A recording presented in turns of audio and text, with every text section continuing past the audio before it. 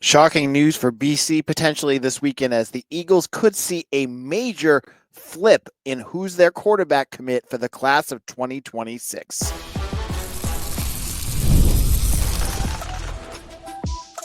You are Locked On Boston College, your daily podcast on the Boston College Eagles. Part of the Locked On Podcast Network, your team every day. Hello, everyone, and welcome. This is Locked On Boston College, your team every day. I'm your host, AJ Black of Eagle Insider, part of the 247 Network. I have been covering Boston College for 10 years, been a fan for 20.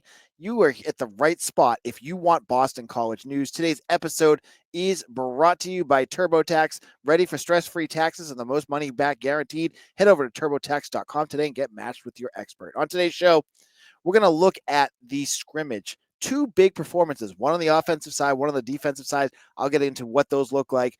Then we have a bunch of recruiting news that we need to talk about in terms of the quarterback position, as we could see a change of commitments at the quarterback position. And I'll tell you why. It's not the worst thing in the world. It's not the greatest thing either. I'll explain what I mean by that in just a moment. Now, on Sunday, if you are on Instagram and follow Boston College 26 commit quarterback Corinne Berry, you saw that he looked like he was on a visit to Purdue. And it's April, and I'm not sure. It looks kind of like he was on an official visit, if I'm not wrong. He had the whole Photoshop, which I don't believe they're allowed to do on unofficial visits anymore. They had the whole like photo booth thing where he had like the sledgehammer and sitting on a throne, and his whole family was there. This is shocking because, as far as I had heard up until this point, Corinne Berry had been solidly committed to Boston College. Remember, BC had him out last June. Jonathan DiBiase loved what he saw, had him commit with pretty mid film out there. Like, there wasn't a lot that you were like, wow, why are they going for this kid early? But then, of course, he blows up. He blows up and starts getting offers from Washington State, Purdue. There's a few other schools that have been kind of sneaking around. And, that happens. You get guys that but everything I'd heard about, even with that kind of interest, I was thinking to myself, man, Boston College has still got this guy locked down. Like Jonathan DiBiase, the quarterback's coach, was up there this winter. You couple all that with the Eagles getting in early with Corinne Berry, and you feel like they were in a good spot. Now, I know he blew up. I knew he had a really good junior season, put up huge numbers, all that good stuff. I just thought, of any guy, I thought he would stick to BC. And I'm not saying he isn't. I'm not saying that I'm not going ahead and saying that he's going to decommit. That's not what I'm saying here. It's just, it's now all of a sudden very interesting. And on the other side of that, Boston College had a very big visitor this weekend in three-star quarterback Ravenwood, Tennessee, Femi Babalola, who we talked about on Friday's episode. Now, he got the red carpet treatment. He was out there at practice on Saturday, hanging with the staff. You could see him out on the field watching. He's a big kid. This kid looks every bit of like 6'4", and he can run. UC report, the Under Armour camp report, has him running a 4.6 40. That is speed right there for a guy that size. Wow. So he's on his unofficial visit, excuse me. He has an official visit coming up later. And to make, to sweeten the pot for his visit, and I don't think BC did this on purpose, I just think timing worked. Who was on campus for Saturday's practice but Matt Ryan? Matt Ryan talked to the team before practice, and I believe he also talked to Femi Babalola after practice. Now, if you're going to really sell a pitch to a recruit, what better way to do it than having Matty Ice out there, selling what Boston College meant to him? Matt Ryan was there with his family. He was there the whole practice. And, that's the best way. That's the best ambassador. I mean, Femi's in there watching practice, and there's a gigantic poster in one end zone of Matt Ryan, who's now standing by, standing pretty close to him on the field. That's recruiting right there. If BC set this up on purpose, all the power to them. I don't think they did, but that's a great way to do this. Now, here's the question. Will BC be able to will they be able to land both of these guys? I'm not sure. I'm not sure. The Corinne Berry situation kind of caught me caught me off guard a little bit because I just assumed he was very hard to BC. So there could be some change there. Now here's the question: if you were to land one, who would you want more? I mean, Corinne Berry clearly has put bigger numbers up.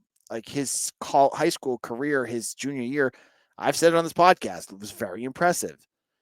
But at the end of the day, what Femi Babalola has done and what he could bring is elite. He has not done the numbers at Ravenwood that you would think a 4-star quarterback would do. But when you win MVP of the Under Armour camp, you have major Power 4 offers from Maryland, Wake Forest, NC State. Clearly, there's other schools that are going to want him. He has the size, the speed, and the arm strength of a game-changing quarterback.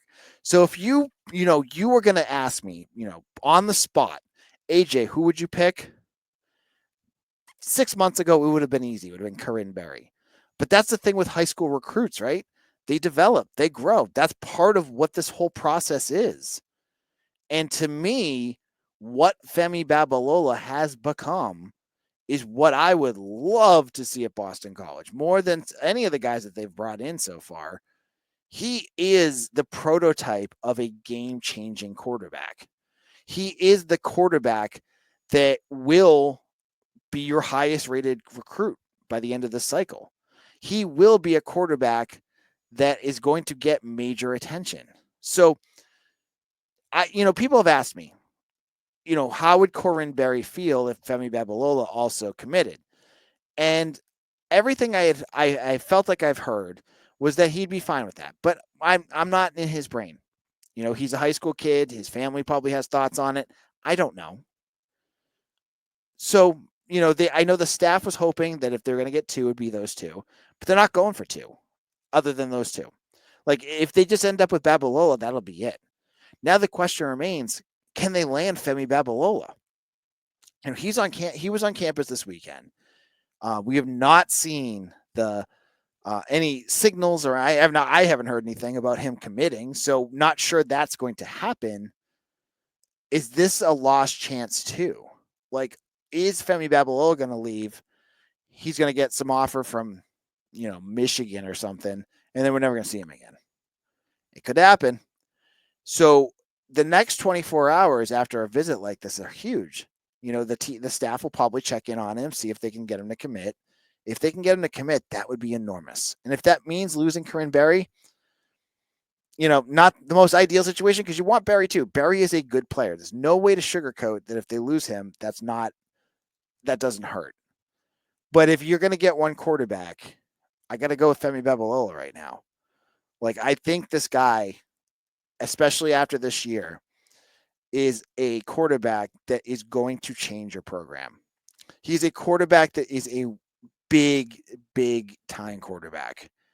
And he's developing into one that could really put Boston College on the map. So you have to go with him if that's the case, if that's where it comes to.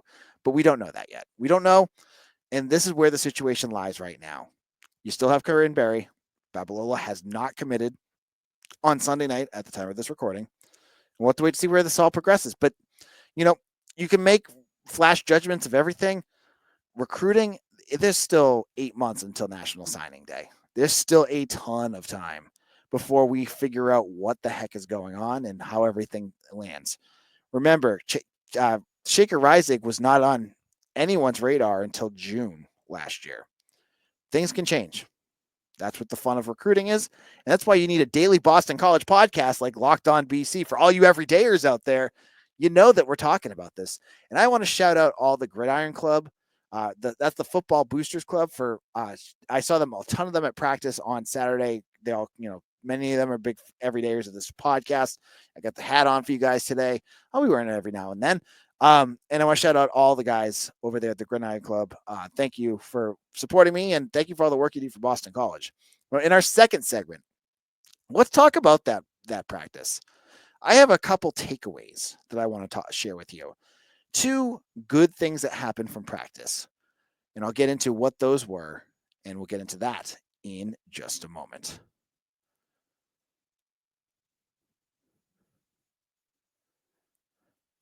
Ever check your bank account and wonder where did all my money go? Between dining out, online shopping, and entertainment, it's easy to lose track.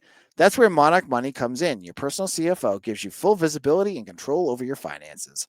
Monarch Money isn't just a budgeting app, it's a complete financial command center. You can track all your accounts, investments, and spending in one place. So just stop managing your money and start building wealth. When I started using Monarch, I realized how much I was spending eating out with my family at restaurants. Now I budget smarter and save more.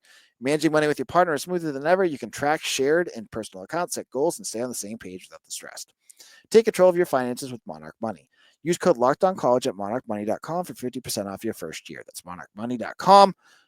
Locked On College for half off your first year. This is Locked On Boston College. Your host, AJ Black here of Eagle Insider.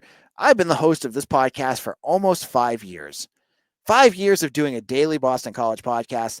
This is dedication, but I love doing it. I love sharing everything about Boston College with you all. And I really appreciate all you everydayers who have made Locked On Boston College part of your daily listening routine. And if you want another episode after this, check out Locked On Celtics with John Krause. If you guys are Boston fans, John Krause does an excellent job of talking about the Celtics. You can find that on YouTube or wherever you get your podcasts. Now, on Saturday, Boston College held another spring scrimmage. They only have one more left. Remember, there's no spring game this year. And they held it inside the Fish Field House because it was raining, it was disgusting, and it was raw outside. When I got to Fish Field House, I got there a little late because of traffic. Not too late, like 10 minutes. But I got there, and I understood one thing right off the bat. Having those practices in Fish Fieldhouse instead of the spring game is honestly a better recruiting tool than any spring game that you could put together. That place was packed, and it felt like a big deal. It felt like, and there was energy in there. The sidelines were 2 to 3 people deep, almost up and down the sideline. You know, for a recruit to come in and see that place looking like that with all of these other recruits and the Gridiron Club and all these other, Matt Ryan and I think Scott Zolak was there. There's a lot of people that were in attendance.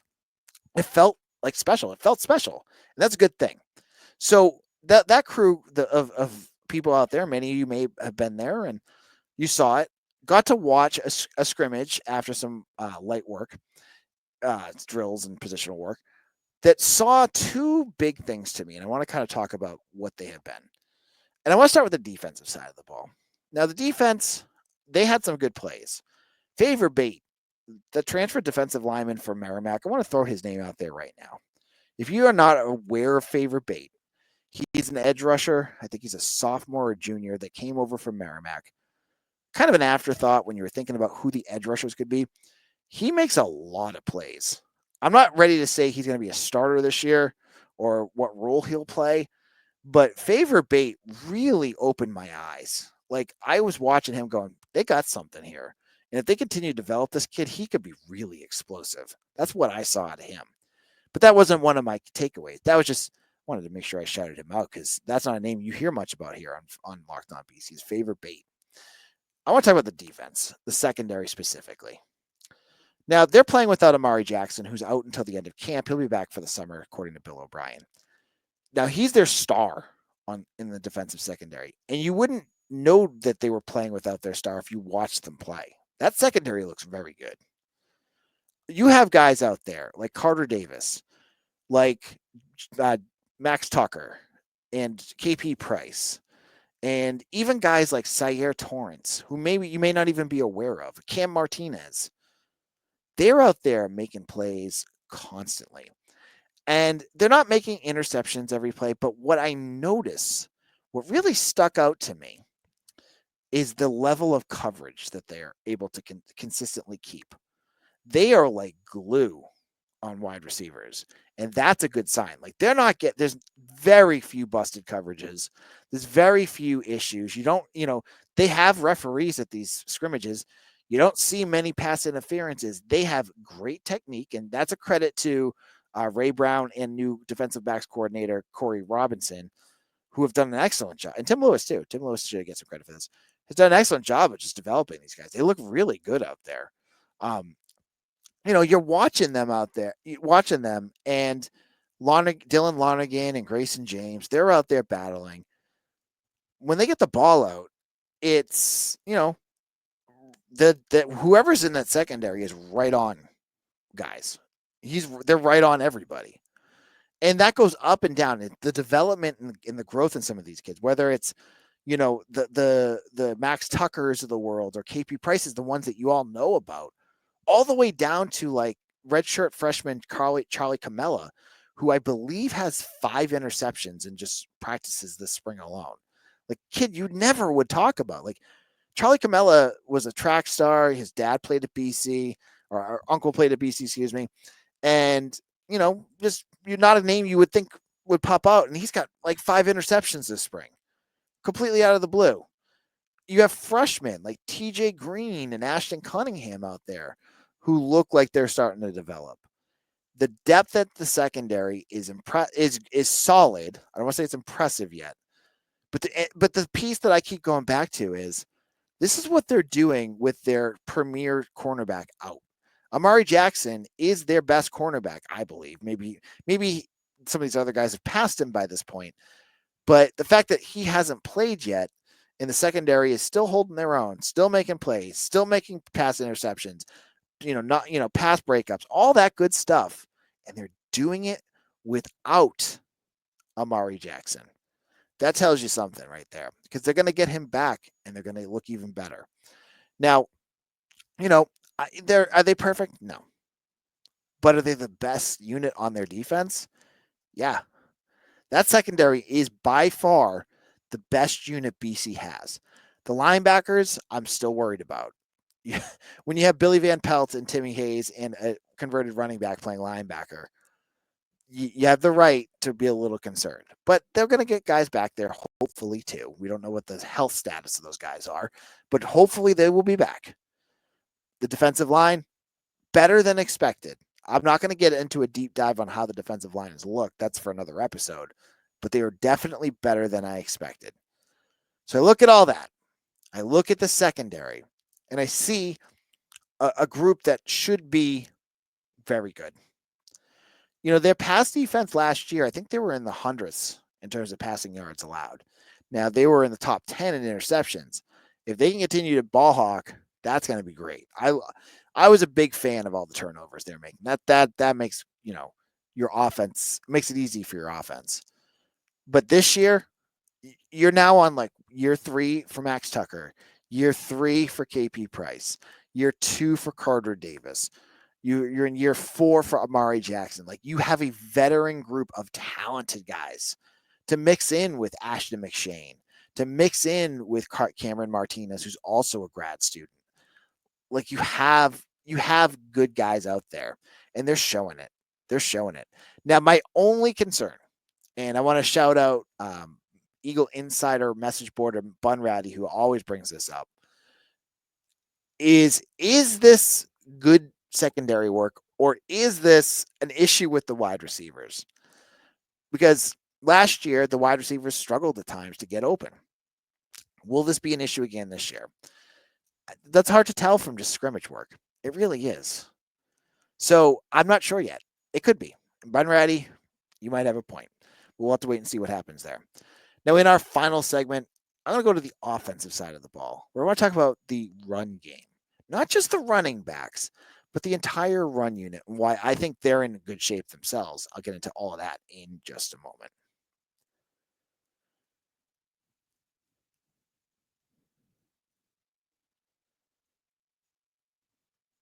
This is a message from sponsor Intuit TurboTax. Taxes was waiting and wondering and worrying if you were going to get any money back, and then waiting, wondering, and worrying some more.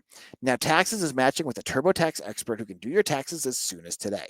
An expert who gives you taxes their undivided attention as they work on your return, while you get real-time updates on their progress so you can focus on your day. An expert who will find you every deduction possible and file every form, every investment, everything with 100% guaranteed accuracy. So all so you can get your most money back guaranteed. No waiting, no wondering, no worries. Now, this is taxes. Get an expert now on TurboTax.com. Only available with TurboTax Live full service, real time updates only in iOS mobile app. See guaranteed details at TurboTax.com/guarantees.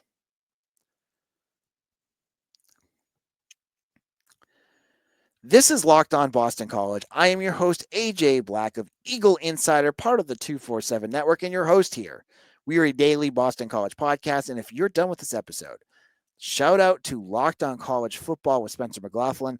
With the new house rules being voted on Monday, I'm sure you want to hear what his thoughts are going to be on that. You can find that on YouTube or wherever you get your podcast. Now, going on the offensive side of the ball, I said on last week's episode that I thought the running backs have a very deep room, and Saturday's scrimmage proved it to me. Alex Broom, I want to shout out Alex Broom first of all. This is a guy that blew his knee out at camp last year, missed all of the 2024 season, and came back. Now, when I saw Alex Broom last, it was in 2023. He didn't play a huge role in their power running offense, and they didn't really have much of a running, a game to get him involved in. Well, he is going to be an asset for this offense. He looks more explosive than I ever remember seeing him being. They have found a role for him in this offense. As a running back, he's a good pass catcher. He does everything. And his explosiveness, I think, is really underrated. He had a run for 50, 60 yards where he looked lightning quick. Like, he was explosive. So this is such a great story to see a guy who just a year ago missed an entire season to look even better than he did a year ago before he got hurt. That's very cool. And so you have something there. Now, we talk about Jordan McDonald and Turbo Richard. You got to add Alex Berman to that mix too. And speaking of Turbo also had a big run in this one. And Turbo, Broom, and McDonald are going to be a nice group. Turbo had the big, Turbo and Alex had probably 50-yard runs each. But that whole group, McDonald, Dottrell Jones, they all had solid runs. And you know where that all starts? Up front. So shout out to the offensive line. The offensive line looked good. They're looking good. They're getting good push. They're physical. They're getting the running game going when they're doing these drills. And it's tough because when you're watching a scrimmage, it's usually thud tackling. Like, they're not tackling because they don't want to lose their players. So running game, if you're used to a power running game, a lot of the times they're shedding tackles that are blowing dead at practice. So to see them making these types of runs shows me that the offensive line is doing what it needs to do. Now, again, I can't get into who the first and second team are or who I've seen. But guys that are going to be coming back, like Jude Bowery and Logan Taylor and Dwayne Alec, those guys are all very much involved. And their offensive line is doing what it needs to. That was the big question of this spring is, will this offensive line be good? I know a lot of Chicken Littles out there saying that this was going to be a repeat of 2022. And I get that. But you also don't have Dave DeGuglielmo as your offensive line coach. That's a big addition by subtraction as well, right? So the run game looked very, very promising. That was something very good to see. Now, on tomorrow's show, I'll talk more about you guys. I'm sure you're going to want to know more about the Grayson James versus Dylan Lonergan. I'll give you my thoughts on that. I'll even talk a little bit about Shaker Isaac, who looked pretty good. We'll have more talk about a commitment this week. I don't know when he's going to pop, but there's one that popped over this weekend. And when he announces, we'll have a full recap of what he is, who he is, and why it's important to this team, and a whole lot more. Recruiting, transfer portal, it's all going to be here on the show. Thank you all for listening. Follow me on Twitter at AJBlack247. Check out my work at Eagle Insider, and make sure to don't even hit it, smash that like button before you head out. Thank you all who have made Locked On Boston College your first listen every day. We'll see you all again later for another episode of Locked On Boston College, your team every day.